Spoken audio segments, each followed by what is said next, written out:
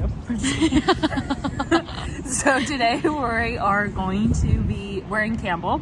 I'm with Emily from Bronze Palm Spray Tanning. I said that right? Mm-hmm, Okay. Mm-hmm. And we're going to be sipping on Omega Road wine. They're out in Livermore, so go Livermore. Support them. They're my fave. Anyways, so they sent me a little tasting kit, so we're going to try a few wines during this episode. And we're starting with a red blend, or one of their red blends, right here. And now we're gonna learn a little more about Emily and her business. So cheers. Cheers. All right. Now tell us a little bit about yourself. But yeah, thank you so much. My name's Emily Scott. I own Bronze Palm Spray Tans in Campbell. I started spray tanning from like the needs and the wants that I had as being a spray tanner myself. I've spray tanned probably every 2 weeks since I was 16.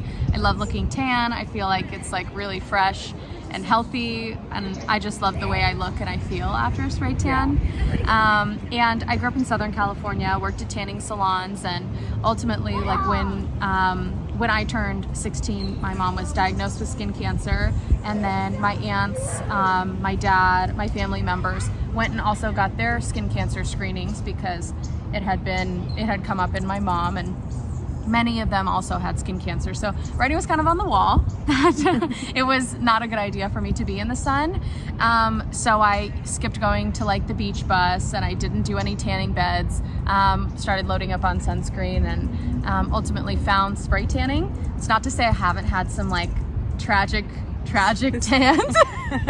That's not to say any of that, but I definitely learned a lot from, you know, that experience with my family, and you know, just knowing your genetic makeup makes you more prone to things, and I want to be safe and healthy, and I'd rather pay for sunscreen than Botox. That's you know. This is true. Yeah, then working at tanning salons really gave me the experience and a lot of that like background in tanning and the sunless industry, and the pros and cons of being in the sun, and the pros and cons of also spray tanning, airbrush tanning. So it's been really good. I started my business in March. Okay. Yeah, officially in March. Okay. Which we can all silently laugh at that. I know. But I did get certified like back in November, just to kind of cover off on all like the science. And even though like I have been building my business while I've safely been able to operate during the pandemic, I'm really excited about how many women have reached out to tan and the way my client base has grown. It's been largely positive. So. Awesome. So you just started. Do you have any like plans? Spreading more awareness and getting involved in larger groups while also still spray tanning the women who are local to the South Bay. Awesome. I'm lucky, like even when I wear sunscreen, I get tan. Like it's my Italian blood. I 100% always wear sunscreen because I had bad acne, probably still do. But like, so I was put on a lot of medications that make you extra sensitive to the skin, to the sun. So even when the sun's not shining, which even if you're not on acne, I hear you're supposed to wear sunscreen, like on, especially on your face. Totally. Well, anyways, so, but I have a lot of friends that like, I'll be like, okay, you want some sunscreen? And they'll be like, no. I was like, do you want to have skin cancer? I was like, do you want to be tan right now or like skin cancer? Like, I never have to worry because I put sunscreen and I still get dark in the summer. Like, but okay, I have a question for you. So for sunscreen though, I heard that after like 30 SFP or something is like, you don't really buy anything more because it really doesn't do anything much. You know, I did answer this question on social media, like months ago, I think. So I'm glad you brought it up. So after 30 SPF, there's only like a very marginal difference in like the amount of UV rays that that can like be absorbed into your skin. Okay. I don't quote me on this, but I'm pretty sure at like 30 SPF, only like 5% of the sun's rays hit you, and then you hit 50, and then it's like 2.5%. Okay. Versus wearing none at all, you're exposed at 100%. Yeah. Another myth that I've heard too is, well, I guess not myth, but when you look at a lot of makeups that have color in them, like a foundation that has SPF 30, right? Okay. You know, you actually have to use an entire tablespoon on your face in order for. That is actually really good to know. Isn't that People interesting? Yeah. We're dropping facts. You actually have to use an entire tablespoon all over your entire face. So obviously that instead of like, a tinted moisturizer or a BB cream, you're getting more of a full foundation kind of cakier look. All right. So what do you think about this wine? I like it. What, like, Grippy. I know. I'm having. I'm really bad. My tannins are tingling. Yeah, it's really easy to drink though. Like, not too heavy. It's a good blend. I agree. Yeah, it's not like it's not super heavy at all. No, I really like it. I don't think there's any like, I don't know, like I don't get like that spicy or acid. No, it's not taste spicy. to it. Yeah, I agree. All right, good blend. We'll try the next one, which is the red blend number 8. It's actually, the grapes are from Lodi, but it's still Omega Winery. Let's see. Oops. Okay, let's see how this one compares. Yeah, that last one was really good. Yeah, okay. It's a pretty color. That's really red. It is. Cheers. Cheers. All right, so next question. How is it, you're a woman, you have your own business, and you're a badass. Thank you. So like, no, but like really, like how does it feel like owning your own business? And you're 24? Like that's really young. Thank you. Yeah. It feels really good. I am really excited about the progress that I've seen in the business. And I'm not going to say like I do it all myself because I really don't. I have so much support from my family. And my husband is like so supportive of me wanting to run a beauty business and really encourages me when I'm kind of feeling down on my luck, which can kind of feel easy, at this point being, December of 2020. I think having that like really well-rounded experience in marketing and advertising only helped to elevate the way that the business is going right now, and having that like PR, those PR skills has like really helped me too. I've had some great mentors since I graduated college that I've really been able to lean on. So this is not like a self-made, it's not a self-made business. So what is your favorite thing about spray tanning? So my favorite thing about the business is probably working with all the women who come through to me to spray tan. They're all so funny, dude. Like they crack me up. They've got funny stories. I live vicariously through a few of them. I've made some really great friends off of the women who have come through.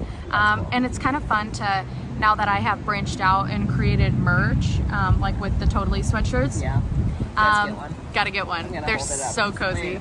Okay. That with even with the merch, it's like building the community of women. Totally gotta get one. You totally have to. Yeah, I've only heard comfy reviews. Yes, comfy reviews. Those are the best ones. I know. I like live in mine and sleep in mine. It's so comfortable. But I think really building the community has been super fun because I am not shy. Like I do not. I find that some brands that I have followed in the past would only promote women who had hundreds of thousands of followers and all the Photoshop and all the things, right? They were like the influencer girls of Instagram. And I really like that the women who come to me can see themselves being promoted on my Instagram. Yeah. And then that means their friends see it and their families see it. And it's just kind of like, I feel like it just grows the community even more. And I know they really appreciate it. They come back. They're like frequent tanners. So I would say that that's probably my favorite part about building the business, that I honestly didn't think it was going to be like that. So it's unexpected and really cool. How do you feel after you go spray tan? Or after you spray tan someone? Like I always ask everybody to check their tan line to make sure they have color. Like they obviously have color. I just sprayed a ton of solution all over you.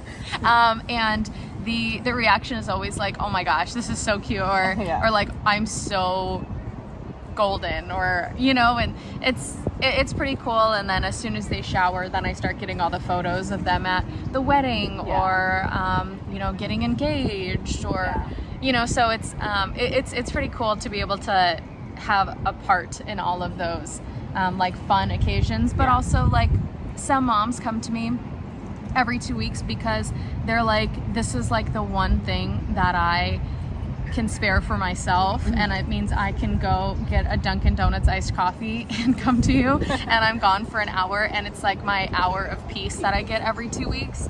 And I feel very lucky that women consider like me and the therapy session that I provide while they spray tan you, like a part of like their regular routine outside of all of there's so many other things that like you could potentially be doing and investing your time in, that I'm just like overall really grateful. So wait, before my next question, because we have more wine to drink, how did you like this wine, and which one do you like better? You know what? I really liked the first one. I'm still one set too. on the first one. This one's good, but there's something about this one that I like better. I think it was just like smoother. Yeah, but they're both super easy to drink though. And it's more alcohol, so that's probably why. I'm just kidding. Anyways, so our next one is the Cab Franc. It's 2016, and yeah, I'll show like all, because this is just their tasting kit. How about actually tell us like one of the biggest myths? You know, one of the myths about spray tanning, or not spray, or like sunscreen. You know, like sun. Yeah. Why don't we do like one of the two reasons you would turn orange is because if I were to spray you with a color that I would spray somebody who is like of a different complexion than you. Oh, okay. Yeah, or I spray too much. Okay. That's another one too. If you're oversaturated, you're too developed in color, and then you need to have like a super light finish on your skin in order to have a tan versus looking too orange. Okay. And then it also has to do with like type of solution that you use. Men, do they spray tan a lot?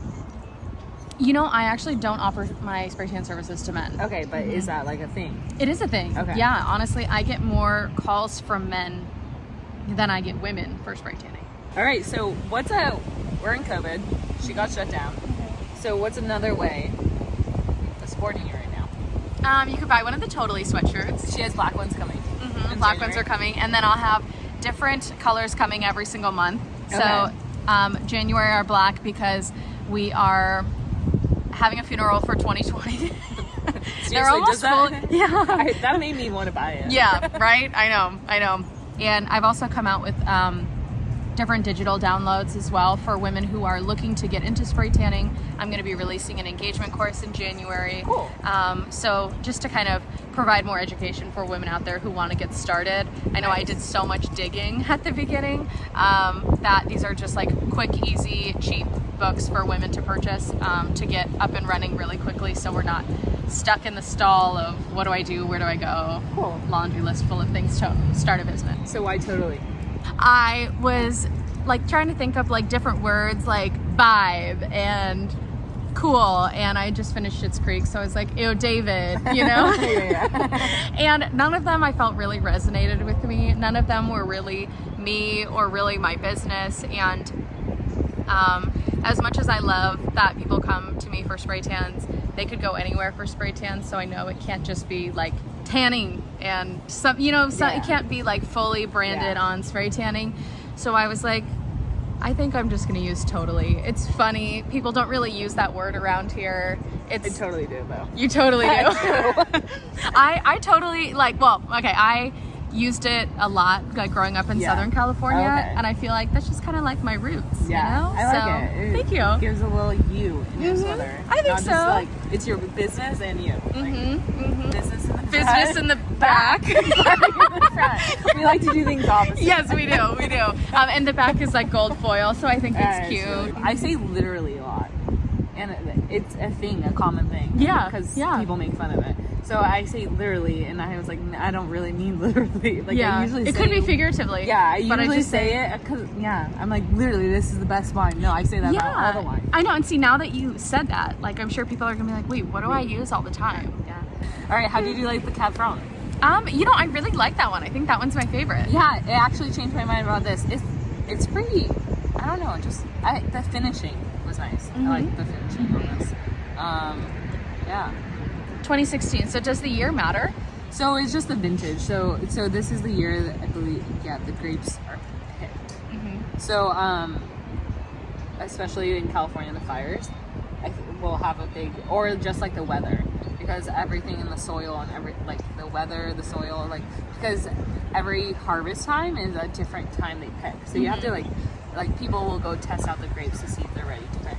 So a lot goes into it. So that kind of explains 2017, there was a huge fire in Napa, I think.